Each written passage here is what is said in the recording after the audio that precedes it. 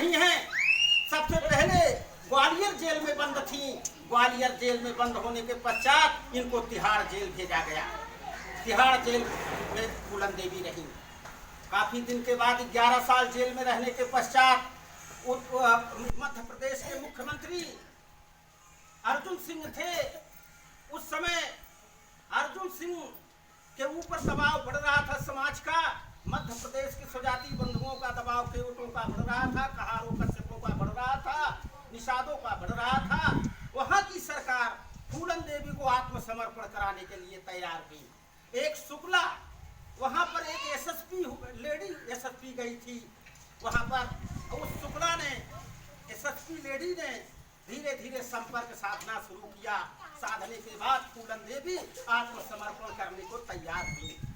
तब जाकर के विश्वास जब उनको पूरा हो गया, विश्वास जब उनको मिल गया, तो मध्य प्रदेश में मुख्यमंत्री अर्जुन सिंह के समक्ष फूलन देवी जाती हैं। हाथ में संगीन उठाते हुए पूरे जनता के सामने अपना बंदूक, राइफल, रिवाल्वर जो भी था उठा करके वहां पर आत्मसमर्पण कर किया है। करने के बाद उनको ग्वालियर जेल में डाला गया। ग्वालियर जेल के पश्चात उनको तिहाड़ जेल भेजा गया। तिहाड़ जेल में भेजा गया। सर्प की फुफकार ही है जिंदगी, सिंघनी की सर्प की फुफकार ही है जिंदगी, सिंह की दहाड़ ही है जिंदगी। जिससे न दहले कलेजा विश्व का, वह सदा बेकार ही है जिंदगी, वह सदा बेकार ही है जिंदगी। साथियों, वह शेरनी का नाम फूलन देवी है। उन्होंने आत्मसमर्पण किया। उसके बाद मुलायम सिंह यहाँ पर उत्तर प्रदेश में मनोहर लाल जैसे लोग, तमाम अपने समाज के नेतागण उत्तर प्रदेश की सरकार पर भी दबाव बनाना चालू किए। हुआ क्या, फिर मुलायम सिंह यादव ने फूलन देवी को पूरी तरह रिहा किया। रिहा करने के पश्चात 1996 में उन्होंने मिर्जापुर से, आपके बगल की धरती भदोही मिर्जापुर संसदीय क्षेत्र से सांसद चुनी गई। उसके बाद सरकार डिजाल्व हो गई थी। 13 दिन की सरकार अटल बिहारी की बनी थी। वह सरकार डिजाल्व हो गई थी। उसी में जनता ने उनकी तिरही कर डाली थी, तिरही हो गई थी। उस तिरही के पश्चात फिर सरकार चुनी जाती है। फिर चुनाव होता है 1999 में। वह समाज की बहू 2 बार सांसद बनी। डकैत के कारनामे से गुजरते हुए देश के सबसे बड़े मंदिर में 2 बार बैठने का काम किया, पार्लियामेंट में बैठने का काम किया। ठाकुरों के अंदर ज्वाला धधक रही थी कि हम इसका प्रतिशोध कैसे लें। उन्होंने अपने समाज की एक बेटी को, चूंकि वीर एकलव्य सेना का गठन हुआ था, जब वहां से निकलती है तो दूसरी शादी इनकी होती है। दिल्ली के रहने वाले हैं उमेश सिंह कश्यप। आज उमेश सिंह कश्यप हैं, उनके पति हैं, जिंदा हैं उमेश सिंह कश्यप। उनके साथ फूलन देवी ने शादी किया, तब सांसद का चुनाव लड़ी। आपको ये भी बता देना चाहते हैं, हुआ क्या, जब इन्होंने एकलव्य सेना का गठन किया, एकलव्य सेना बढ़ना चालू कर दिया पूरे देश के अंदर। एक सशक्त संगठन के रूप में, एक सशक्त नेतृत्व के रूप में नेतृत्व करता काम कर रहा था। जब इनका यह सेना बढ़ना चालू किया, उत्तर प्रदेश नहीं पूरे भारत में धमक चालू कर दिया। एकलव्य सेना ने जंग शुरू कर दिया। एकलव्य सेना ने समाज के अधिकार की मांग रखना प्रदेश की सरकार और दिल्ली सरकार से रखना चालू किया। इनके मर्डर का षड्यंत्र किया गया। इनके मर्डर का षड्यंत्र किया गया।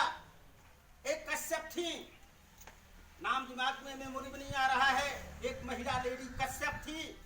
उस आयरन लेडी के लिए काल बनी, रास्ता बनाया। और शेर सिंह राणा, जो कि रुड़की का रहने वाला था, रुड़की जनपद उत्तराखंड में है, रुड़की का रहने वाला था, शेर सिंह राणा के साथ आना जाना फूलन देवी के बंगले पर शुरू हो गया। उस दिन 25 जुलाई 2001 को फूलन देवी लोकसभा में गई थी। वहां से अपने घर लौटी। जैसे ही अपने घर पहुंचती हैं, गाड़ी से उतरती हैं, शेर सिंह राणा ने गोलियों की बौछार करके हमारी बहन, हमारी बेटी, हमारी फूलन देवी की खुलेआम हत्या करके आज तक उसकी सीबीआई जांच नहीं हुई है। यह बड़े दुख का सवाल है। समाज सो रहा है, समाज सो रहा है। जो कि विश्व की महिला हो, विश्व की लेडी हो, आज उसको दफन कर दिया हमारे समाज के लोग बिल्कुल शांति से बैठे हुए हैं, बहू बेटियां शांति से बैठे। वो दम है एक बहू हमारी हथियार उठा करके 22 लोगों की हत्या कर सकती है। जिस दिन अपने अधिकार पर आप लोग आ जाएंगी उस दिन से संसार हिल उठेगा, इसमें कोई दो राय नहीं है, कोई शक नहीं है। ये फूलन देवी का इतिहास है। अब रही बात आपको पढ़ने के लिए, हम फूलन देवी का मृत्यु दिवस नहीं मनाते, हम लोग शहादत दिवस मनाते हैं। क्योंकि यही देवी हैं, यही दुर्गा हैं, यही काली हैं, यही लक्ष्मी हैं, यही पूजने लायक हैं, यह सर्वमान्य और सर्व पूज्य हैं। समझ रही हैं? अपनी देवी को इनकी पूजा किया जाना चाहिए।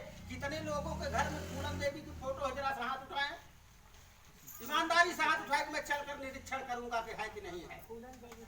फोटो है? माता जी आपके यहाँ फूलन देवी की फोटो है? नहीं है, हाथ नीचे करिए। आपके यहाँ है? नहीं है। आपके यहाँ है? हाथ नीचे करिए। आपके यहाँ फोटो रखी है? नाम लिया जाता है उस बहन, उस बेटी, उस माँ का फोटो आप लोगों के घर में नहीं है, जो वास्तव में सबसे बड़ी देवी है, दुर्गा से भी बड़ी देवी है। जब इन्होंने 21 ठाकुरों का हत्या किया था 22 लोगों को लाइन में खड़ा करके, तो उन्होंने जय माँ काली की नाम लेकर के गोलियों की तड़तड़ाहट से 22 ठाकुरों पर गोलियां चलाई थी, जिसमें एक ठाकुर बचा था, 21 ठाकुर मारे गए थे। खुलेआम दिन को 12 बजे दिन धूप में खड़ा करा करके मारा था। ऐसे चोरी से नहीं, कट्टा से नहीं। हम अब यहाँ तो चोर पनप रहे हैं, बहादुर कहाँ पैदा हो रहे हैं, यही तो दुख की बात है? आवश्यकता इस बात की है। सबसे पहला काम समस्त माताओं से मैं कहना चाहता हूँ, बहु बेटियों से कहना चाहता हूँ, और सारे समस्त पुरुषों से मैं कहना चाहता हूँ, आप अपने बच्चों को हर स्थिति में, आप खाना न खाएं एक टाइम, आप भूखों रहना, लेकिन अपने बच्चों को आप शिक्षा जरूर दिलाना। क्योंकि शिक्षा का मतलब क्या होता है? कितने लोग शिक्षा का मतलब जानते हैं? पढ़ाई लिखाई का जानते हैं? क्यों जानते हैं कि नहीं जानते हैं? जानती हैं? शिक्षा किसको कहते हैं माता जी? 2 मिनट बताइए आप, 2 मिनट। पढ़ाने लिखाने से क्या होता है, कुछ जानती है? जैसे आपके घर में अगर अंधेरा हो ना, आपके घर के अंदर जब अंधेरा होता है तो आप जब कुछ सामान, जैसे आपको सुई लेना है, तो आप भीतर घुसेंगी, कहीं खटिया से टकराएंगी, कहीं तख्त से टकराएंगी, कहीं मेज से टकराएगी, कहीं लोटा से टकरा जाएंगी। अंधेरा रहे तो कुछ दिखेगा? दिखता है अंधेरे में? ईमानदारी से बोलिए, दिखता है अंधेरे में? अंधेरे में नहीं दिखता, कुछ नहीं दिखता। इसी तरह से जो व्यक्ति अशिक्षित है, विद्या विहीन है, पशु समाना, उन्हें कुछ समझ में नहीं आता, कुछ दिखता नहीं। और जब रोशनी, बल्ब की रोशनी वहां जला दी जाए, या चिराग जला दिया जाए, या लालटेन जला दिया जाए, या गैस जला दिया जाए, या मोमबत्ती जला दिया जाए, तो सारा कुछ दिखने लगता है। कौन सामान कहाँ रखा है, बड़े आसानी से वह चीज आदमी प्राप्त कर लेता है। उसी तरह से शिक्षा होती है। जब आदमी शिक्षित हो जाता है तो उसके अंदर समझदारी बढ़ जाती है, होशियारी बढ़ जाती है, विवेक हो जाता है, ज्ञान पैदा हो जाता है। शिक्षा के ही माध्यम से आपका बेटा डॉक्टर बनता है, शिक्षा के ही माध्यम से आपका बेटा इंजीनियर बनता है, शिक्षा के ही माध्यम से, पढ़ाई लिखाई के ही माध्यम से आपका बेटा वकील बनता है, आपका बेटा जज बनता है, आपका बेटा डीएम बनता है, आपका बेटा तहसीलदार बनता है, आपका बेटा जज बनता है, आपका बेटा वैज्ञानिक बनता है, आपका बेटा प्रिंसिपल बनता है, आपका बेटा मास्टर बनता है। यह सारी चीज कैसे बनता है? शिक्षा के माध्यम से, शिक्षा के माध्यम से ही बनते हैं। समझ रहे हैं? जब मैं 1978 में डॉक्टर हुआ तो हिंदुस्तान में इन जलवंशी जातियों का शायद प्रथम मैं डॉक्टर रहा हूँ। MBBS MS किया, 10वां साल चल रहा है, अभी मुझे थकाई नहीं लगी है। 4 दिन खटिया पड़ा था, मदन जी जानते हैं, लेकिन कहा बाबूजी आपको आना है। कहा बिल्कुल मैं पहुंचूंगा आपके बीच में, हमारे लोग होपलेस ना हो, मुझे जहाँ पुकारेंगे मैं तैयार बैठा हूँ। तो आप लोग खेती करते हैं, एक उदाहरण और मैं देना चाहता हूँ। खेती कैसे करते हैं? कृषि करते हैं ना, खेती करते हैं, उसी को कृषि कहते हैं।